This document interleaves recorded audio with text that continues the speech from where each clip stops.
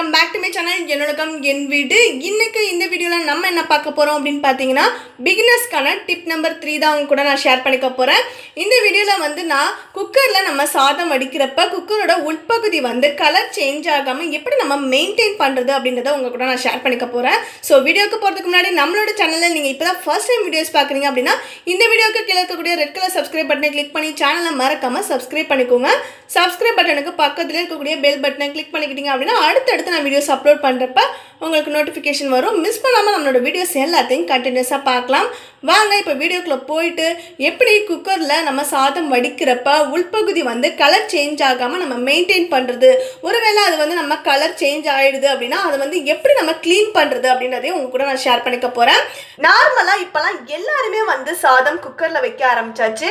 But ஆனால் வந்து நம்மளுக்கு குக்கரில் சாதம் வேக வச்சு சாப்பிட்றப்ப நம்மளுக்கு ரொம்பவே உடம்புக்கு கெடுதல் தான். ஸோ உள்ள தனியாக அதுக்குன்னு வந்து நம்ம பாட்டு வச்சு வேக வச்சு அதுக்கப்புறமா வந்து அந்த கஞ்சி வடிச்சிட்டு சாப்பிட்டோம்னா மட்டும்தான் நம்மளுக்கு வந்து உடம்புக்கு எந்த கெடுதலையும் ஏற்படுத்தாமல் இருக்கும். ஸோ முடிஞ்ச அளவுக்கு வந்து குக்கரில் சாதம் வைக்கிறத நம்ம அவாய்ட் பண்ணிடலாம். இருந்தாலுமே பார்த்தீங்கன்னா இப்போ நம்ம பிரியாணிலாம் செய்கிறோம், அந்த மாதிரி வெரைட்டி ரைஸ் ஏதாவது ஒன் பார்ட் ரெசிபிலாம் செய்கிறோம்னா கண்டிப்பாக நம்ம குக்கரில் தான் சாதம் வந்து வேக வைக்கிற மாதிரி இருக்குது. அந்த மாதிரி டைம்லலாம் நம்ம மசாலாஸ்லாம் ஆட் பண்ணுறப்ப பார்த்தீங்கன்னா உள்ளே வந்து நம்மளுக்கு அப்படியே படிஞ்சு போய் அப்படியே கரையாயிடும். ஸோ அந்த கரையெல்லாம் வராமல் இருக்கணும் அப்படின்னா நாம் சாதமே வடிக்கிறோம் அப்படின்னா கூட பார்த்தீங்கன்னா நார்மலாக சாதம் வச்சதுக்கு அப்புறமா பார்த்தீங்கன்னா குக்கரில் வந்து அப்படியே நமக்கு ஒரு ஒயிட் கலர் படலம் மாதிரி படிஞ்சிடும். அது வந்து நம்ம கண்டினியூவாக அதே அப்படியே விட்டுட்டே இருந்தோம்னா அந்த படலம் வந்து ரொம்பவே வந்து அப்படியே பிரைட்டாக நம்மளுக்கு வந்து அந்த ஒயிட் கலர் படலம் தெரிய ஆரம்பிக்கும். ஸோ இது வராமல் இருக்கணும் அப்படின்னா நீங்கள் டெய்லியுமே வந்து சாதம் வேக வைக்கிறப்ப அந்த தண்ணியில் வந்து ஒரு 1/2 டீஸ்பூன் அளவுக்கு ஆயில், அதுக்கப்புறமா வந்து ஒரு 4லேருந்து 5 ட்ராப் அளவுக்கு லெமன் வந்து அந்த தண்ணியில் ஆட் பண்ணிவிட்டு நீங்கள் வேக வைங்க. அந்த மாதிரி வேக வைக்கிறப்ப சாதத்தில் வந்து நம்மளுக்கு எந்த டேஸ்ட்டுமே சேஞ்ச் ஆகாது. பட் ஆனால் வந்து நம்மளுக்கு உள்ள குக்கரில் வந்து அந்த மாதிரி ஒயிட் கலர் படலம் வந்து படியாமல் இருக்கிறதுக்கு ஒரு 90% வந்து வாய்ப்பு இருக்குது. ஸோ நீங்கள் முடிஞ்ச அளவுக்கு குக்கரில் சாதத்தை வேக வைக்கிறத அவாய்ட் பண்ணுங்கள்.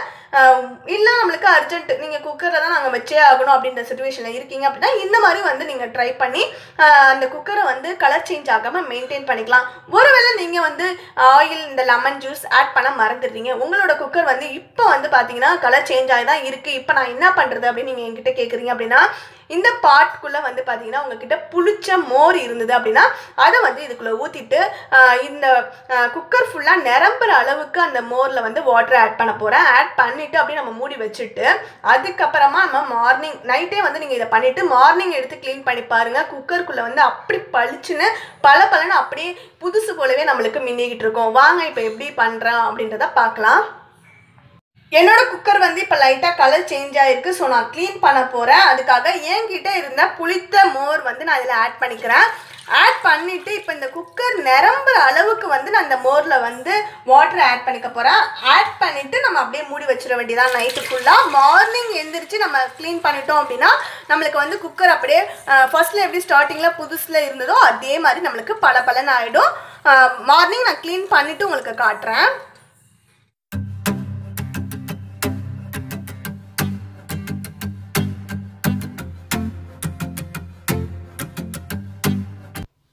ஒரு நைட்டு ஃபுல்லாக இப்போ வந்து இந்த புளிச்ச மோர் வந்து இந்த குக்கருக்குள்ளே இருந்திருக்கு. இதை வந்து நம்ம கீழே ஊற்றிட்டு இப்போ வாஷ் பண்ணிவிட்டு உங்கள்கிட்ட நான் காட்டுறேன்.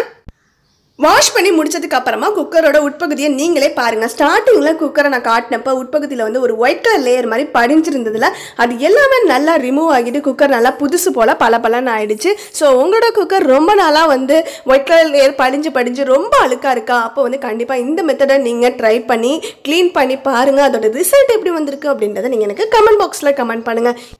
இந்த வீடியோ யாராவது ஒருத்தவங்களுக்கு அது யூஸ்ஃபுல்லாக இருந்திருக்கும் அப்படின்றத நம்புகிறேன். இந்த வீடியோ உங்களுக்கு பிடிச்சிருந்தால் லைக் பண்ணுங்கள், உங்கள் ஃப்ரெண்ட்ஸ் கூடயும் ஷேர் பண்ணிக்கோங்க. இது மாதிரி நிறைய யூஸ்ஃபுல்லான இன்ஃபர்மேஷன்ஸ்லாம் அடுத்தடுத்து நம்மளோட சேனலில் வந்துக்கிட்டே இருக்க போது. ஸோ அதெல்லாம் மிஸ் பண்ணாமல் பார்க்கணுன்னு ஆசைப்பட்டீங்கன்னா நம்மளோட சேனலில் நீங்கள் இப்போ தான் ஃபர்ஸ்ட் டைம் வீடியோஸ் பார்க்குறீங்க அப்படின்னா இந்த வீடியோக்கு கீழே இருக்கக்கூடிய ரெட் கலர் சப்ஸ்கிரைப் அப்படின்ற பட்டனை கிளிக் பண்ணிக்கோங்க. அதுக்கு பக்கத்துலேயே இருக்கக்கூடிய பெல் பட்டனை கிளிக் பண்ணிக்கிட்டீங்க அப்படின்னா அடுத்தடுத்து நான் வீடியோஸ் அப்லோட் பண்ணுறப்ப உங்களோட ஃபோனுக்கு வந்து என்னோட வீடியோஸ்க்கான நோட்டிஃபிகேஷன் வரும். ஸோ நீங்கள் மிஸ் பண்ணாமல் பார்க்கலாம். இந்த வீடியோக்கு கீழே இந்த வீடியோ பற்றி உங்களுடைய கருத்துக்களை மறக்காமல் பதிவு பண்ணிவிடுங்க. தேங்க்ஸ் ஃபார் வாட்சிங் மை வீடியோஸ் ஃப்ரெண்ட்ஸ்.